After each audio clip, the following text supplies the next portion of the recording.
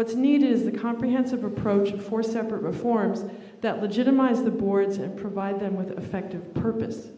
The reforms would be term limits.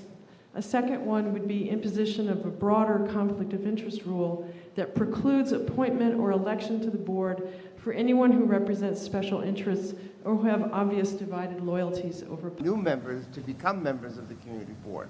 Ultimately, it's of course the decision of the borough president to appoint those community board members.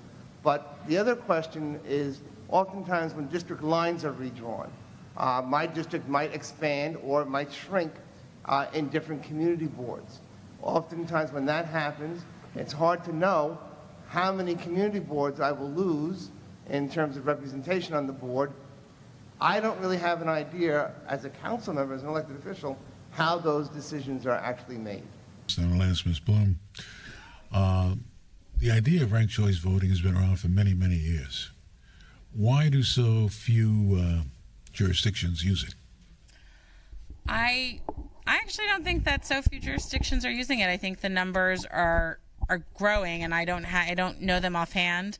I wish I had them in front of me, but more and more municipalities, and in some cases states, are just adopting it, and it's becoming more and more popular. And particularly, there's very little power. I think that New York's, so much of how we vote has to be decided at the state level, and we have been advocating for decades, literally, with absolutely, no reforms, no changes. This is something that we have the power to do in New York City. So, this is one of the sole electoral reforms where more people can feel like they're actually getting their voices heard, and so we urge you to adopt it. The honest answer from the bid representative was there was no unified voice bringing Harlem and those interests together. The city lacks cohesive long-term planning, something indicated by the lack of transparency around the ULURP process and how it plays out across community boards. And I'll end on this note. What might land use, infrastructure development, and environmental quality conversations look like under the umbrella of a long-term sustainability and equity? On the larger planning issues, we've heard, as you have tonight, from constituents across the city who say that their voices are not being heard when it comes to new development in their neighborhoods, that the Department of City Planning zones but doesn't plan. We urge this and future commissions to consider a more comprehensive approach. We should have a planning agency that considers a community's needs, its existing resources, and its capacity, and then makes decisions based on those factors, instead of the current system, which relies on uncertain outcomes and negotiations with developers. Until that large-scale change is realized, we believe that community boards need to be strengthened. We agree with others that these volunteer members should have assistance to address the extraordinarily complicated land use issues that they face. We support consistent citywide training and additional resources for boards to engage professionals as staff or consultants. Thank you. Thank you. Mandated to attend? Will the public be allowed to have access to these documents and be notified and attend these trainings? It is clear that the city charter is being ignored in my community board, which is proven by the 11 lawsuits that have been filed and a few more to come, including one regarding the conflict of interest violations that I mentioned that is now on appeal. I would like to yield my last few moments to the panel, requesting that they answer my question. What provisions are you going to put in place to ensure that the Constitution of New York, as you so put it, is adhered to by community board members? I'm waiting for an answer, please. You've yielded your time. You want us to respond? Yes. Well, let me just try to explain to you our role. I mean, we don't supervise or oversee how the city is carrying out the charter.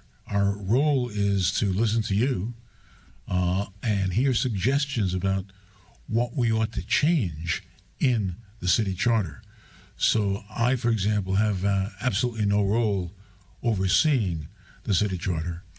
And yet you can create rules about how a community board adheres to the city charter, can you not? Can you not put in a mandate that all community boards must have the training, and that if they do not have the training, that they cannot be on the community board.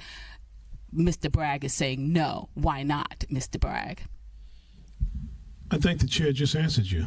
Oh, you cannot put that in the city charter. You cannot make it a mandated requirement that the community boards receive Boyd, training. I would go back to the chair and allow him to respond, but I think the chair just answered that question. True representation and increased diversity at community board meetings. Again, I'm glad that we're having this conversation, and I hope that you'll take my 14 years of experience regularly attending more than 14 community board meetings across New York City into consideration. Thank you. Thank you. So, Ms. Ho, I do have a question.